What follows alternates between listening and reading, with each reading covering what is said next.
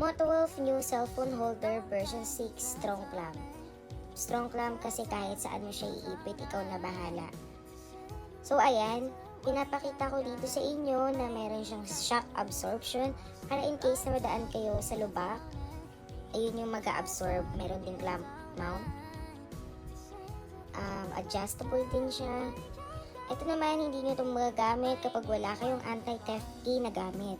Hindi nyo siya ma-rotate or hindi nyo siya maluluwagan.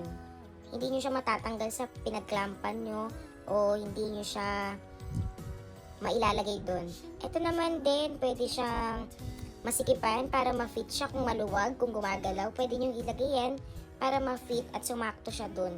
Ito din, allen, para luwagan at higpitan nyo ayon sa size ng cellphone nyo. Pwede siyang vertical and then pwede rin naman siyang horizontal. Kasyang-kasya dyan kahit malaking phone, basta wag lang tablet.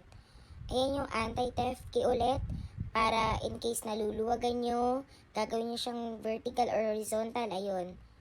So, ayan.